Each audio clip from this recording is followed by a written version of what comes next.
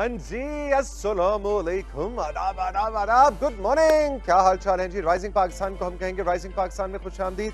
आज भाई राइजिंग पाकिस्तान में एक ऐसा हम सेशन करने जा रहे हैं कि बस ऐसे आप रिलैक्स कर जाएंगे। और मुझे पूरा यकीन है कि एक दफ़ा वो सेशन शुरू हुआ ना, तो आपने अगर कहीं वक्त पे पहुंचना था तो उसका जिम्मा हमारा है।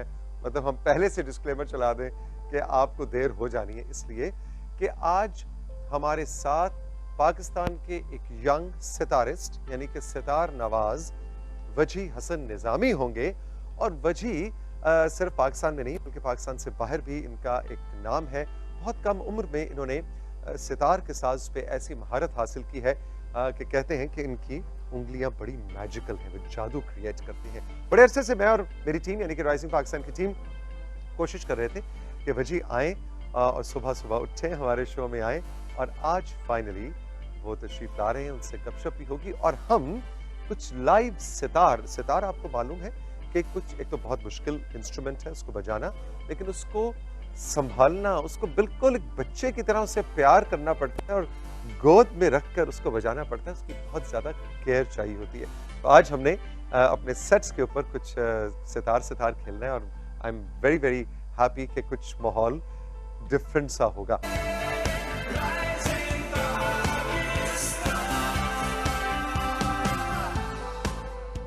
वैसे तो सितार इंसान ने बनाया, वायलिन इंसान ने बनाया, तबला इंसान ने बनाया, गिटार, जो भी इंस्ट्रूमेंट्स हैं वो वक्त के साथ साथ इंसान बनाता रहा। लेकिन कुछ साज ऐसे होते हैं जो सुनते हुए आप बिल्कुल नेचर से कनेक्ट हो रहे थे। आपको लग ही नहीं रहा होता कि ये कोई मशीन है या ये इंसान की बनाई हुई चीज़ है। कई बार आप उसको बिल्कुल कुदरत के एक करिश्मे के तौर पे एक्सपीरियंस कर रहे होते हैं। मिसाल के तौर पे सारंगी है, सितार है, वायलिन है। ये तीन साज ऐसे हैं कि जिनके अंदर अगर आप डूब जाएं तो कुछ देर बाद आपको ये भी नहीं जहन में रहता कि आप कुछ इंसान की बनाई हुई, लगता है कि नेचर की ही कोई आवाज़ है, नेचर के अंदर से निकल रही है। सितार मेरे दिल के बहुत करीब है, ख़ास तौर पे सुबह के वक्त सितार का सुनना या बहुत लेट सितार का सुनना मेरे दिल के तार छेड़ता है। I am so very honoured and pleased कि पाकिस्तान के एक यंग सितारिस्ट वजी निज़ामी हमारे साथ मौजूद है, कि जो मैंने तो मतलब जब भी इनकी वीडियो या उस तरह से देखा यंग, लेकिन आज तो मुझे लगा तुम यंग नहीं हो, तुम बहुत यंग हो। माशाल्लाह, शुक्रिया, welcome to the show. Thank you, बहुत खुशी हुई आपके पास यहाँ की। बहुत आई एम रियली ऑनर्ड। अच्छा ये बताओ कि ये इस वक्त माशाल्लाह पूरी दुनिया में आपका एक नाम है, तो ये जब नाम इतनी जल्दी छोटी उम्र में जब बन जाता है तो मामला गड़बड़ हो जाता है। वैसे बिल्कुल मुश्किल हो जाता है। बिल्कुल ऐसा है, लेकिन मैं ये समझता हूँ कि फनकार, मेरे एक दोस्त अली यासिर मरहूम शायर, उनका शेर है कि क्या बात है, बड़े अच्छे दोस्त थे अली।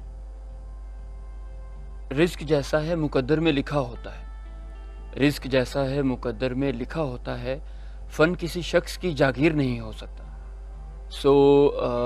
फनकार का नाम हो जाना या नाम मिल जाना ये अल्लाह पाक की अता है, और इसमें फनकार का अपना कोई कमाल नहीं होता। किस उम्र में शुरू किया सितार बजाना सीखना? I belong to musical family, सूफी म्यूज़िकल फैमिली, एक घराने से हूँ।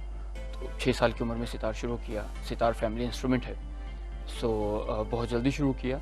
लेकिन ये कि घरानेदारी का जो निज़ाम होता है उसमें आप शुरू तो कर लेते हैं, लेकिन 15 बरस की उम्र तक, 16-17 बरस की उम्र तक आप रेगुलर जो आपकी लर्निंग है वो चलती रहती है। ठीक है। तो सिखलाई का जो अमल था वो बड़ा खूबसूरत था।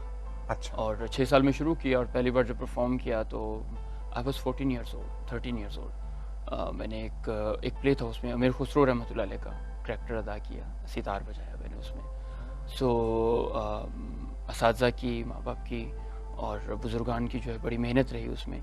और घराने में जो बच्चे होते हैं जब वो प्रोफेशनली इस लाइन में आते हैं, इस आर्ट में, इस फन में आते हैं, तो फिर उनकी नोक पलक संवारने वाले जो होते हैं वो बहुत होते हैं लोग सर पे।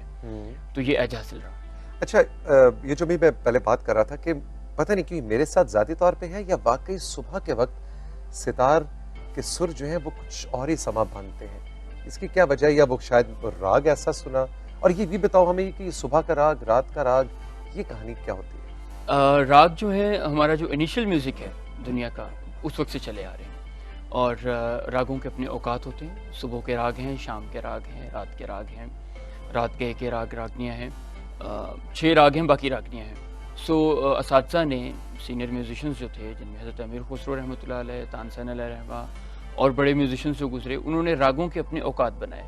सो जब आप सुबह के वक्त में सुबह का राग सुनेंगे तो आप फ़ौरन कनेक्ट हो जाएंगे उससे। ओके। और जो आप बात कर रहे थे कि सितार आपको लगता है कि नेचर से बहुत ज़्यादा कनेक्ट है, सो सितार के बारे में ये बड़ी खूबसूरत बात है कि सितार को ईजाद करने वाले एक सूफ़ी थे, और सितार को पहली बार बजाने वाला जो था वो एक सूफ़ी थे।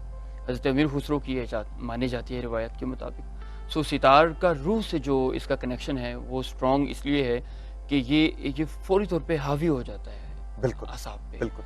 हमारा शो तो ये इस वक्त हो सकता है आफ्टरनून में, कोई शाम में रीरन में देख रहा हो या कोई यूट्यूब पर रात में देख रहा हो, लेकिन बुनियादी तौर पे तो हमारा शो सुबह का है। जी। और जो लोग सुबह में देख रहे हैं उनके लिए जरा कुछ सुबह के राग में कुछ इनायत हो। मैं राग अहीर भैरों से एक छोटा सा टुकड़ा आपकी खिदमत में पेश करता हूँ।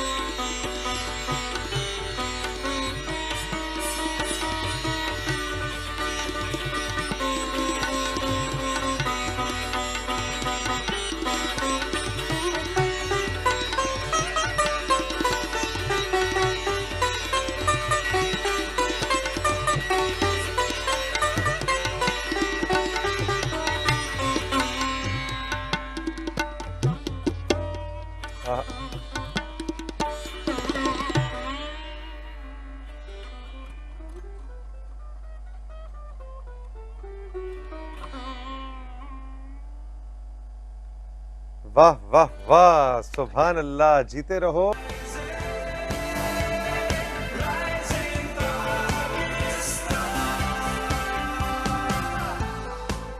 सो मच, बहुत लुत्फ आया। जीते रहो, खुश रहो। I am proud of you.